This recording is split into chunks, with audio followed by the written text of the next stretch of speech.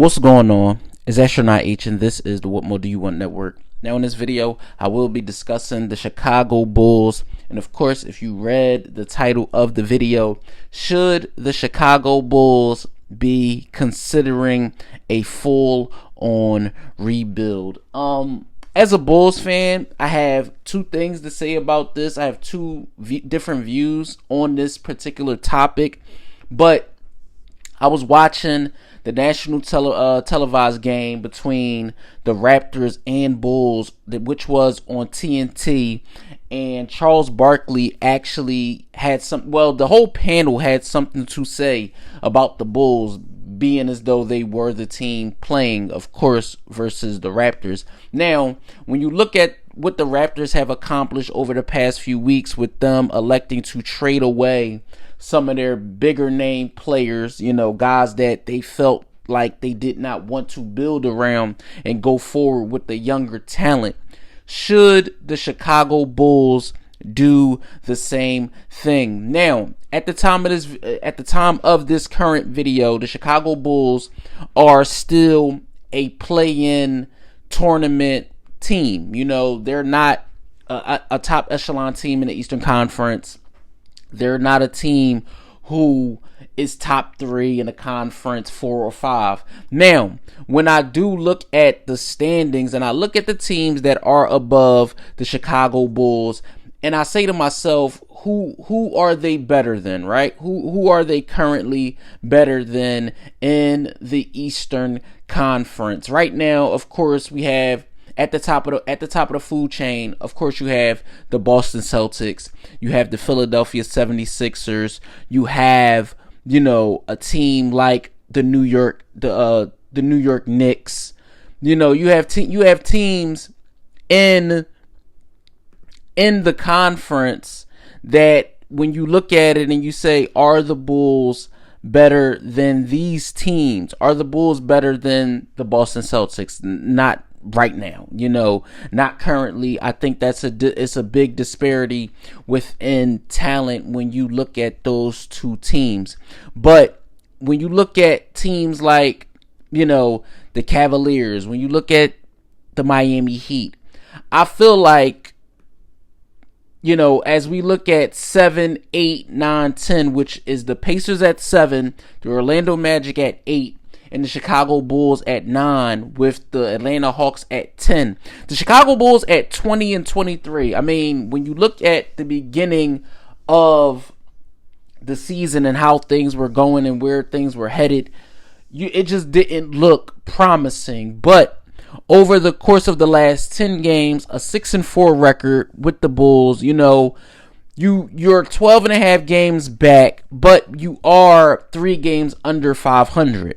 Now, I will play a clip from Charles Barkley and, not the entire clip, but I'll play a clip from Charles Barkley and what he had to say, and I'll play that here so you guys can actually get the gist of where I'm going with this.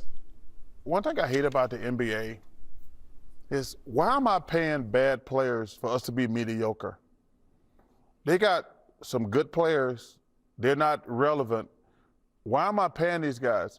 Masai Ujiri proved to me with Sam Presti, no, we got to get rid of these guys. You got to start to rebuild at some point.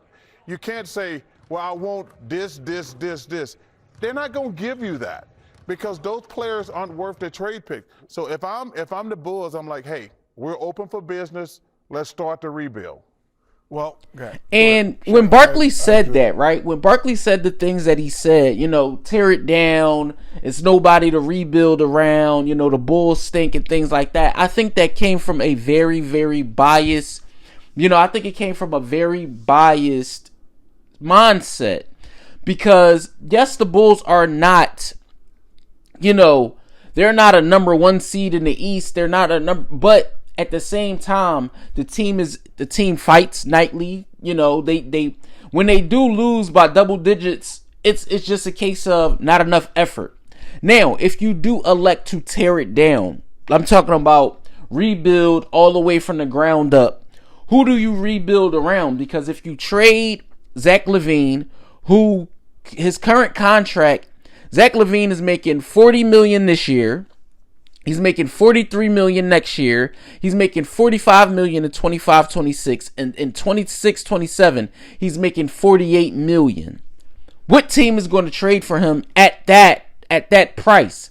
Now, granted, there was some things said that the Bulls would not get a return that they would like with LaVine at this present moment.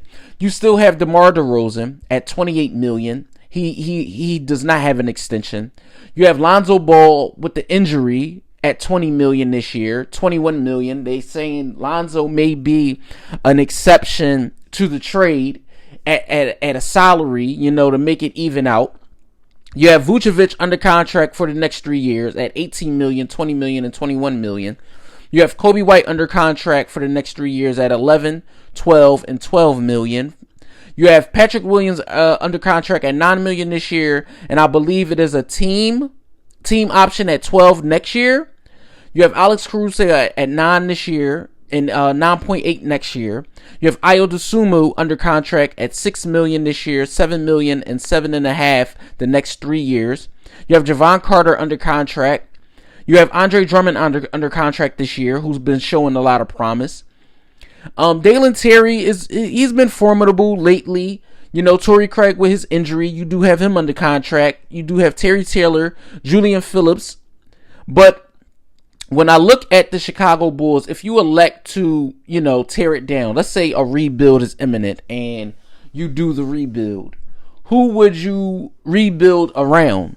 Do you say, let's go all in, trade Zach LaVine, see what pieces we get back for him, whether it's young pieces, and go with, just starting over with guys like Patrick Williams, Kobe White, Ayo Dosunmu, guys like that? Because if you do a full-on rebuild, Vucevic is not going to want to be around for a rebuild.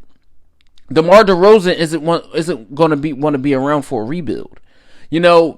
Yes, we know what we've seen with Lonzo, but again, when you are looking towards a rebuild, you want to start fresh. You want to start young.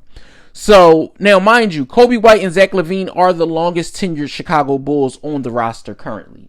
They are the two that, when you look at the team and you look at vet players that's been there along with the, through the losing times, through now, even though the Chicago Bulls are not, like I said, are not a 1 seed or 2 seed or a 3 seed, at the end of the day, this team shows promise.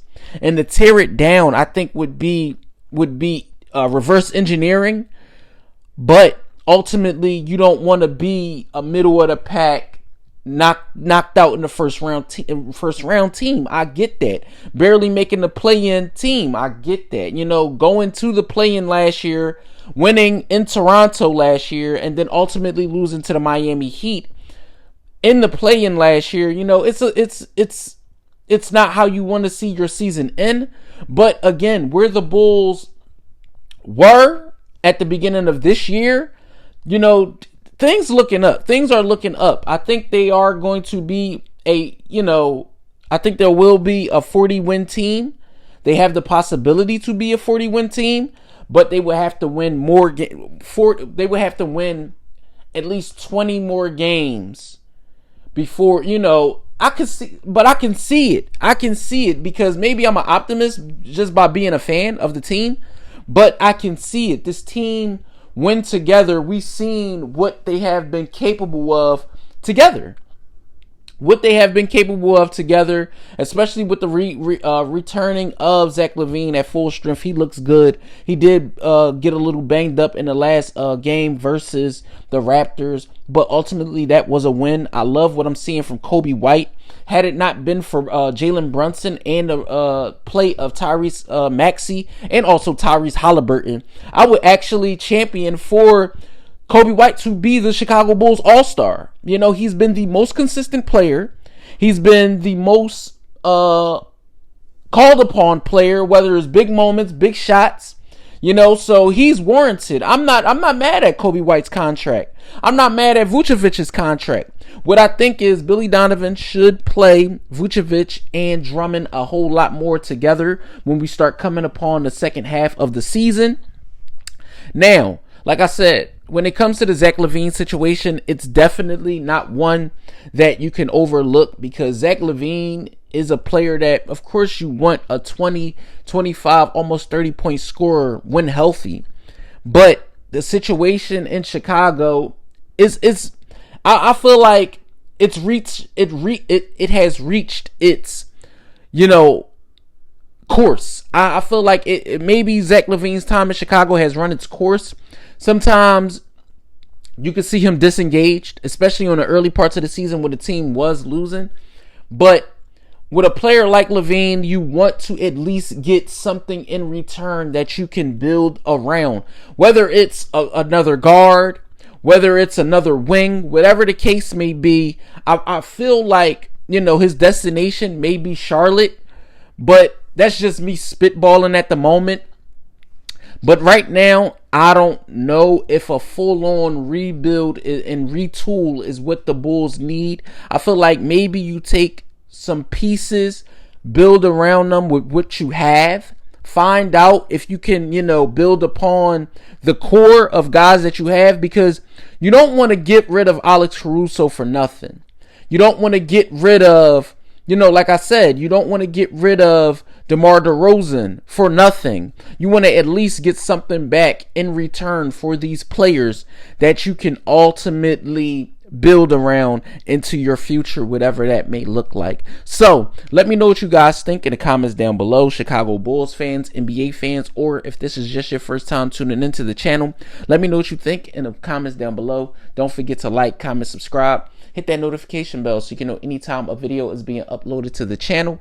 It's Astronaut H. This is the What More Do You Want Network, and I catch you guys on the next video.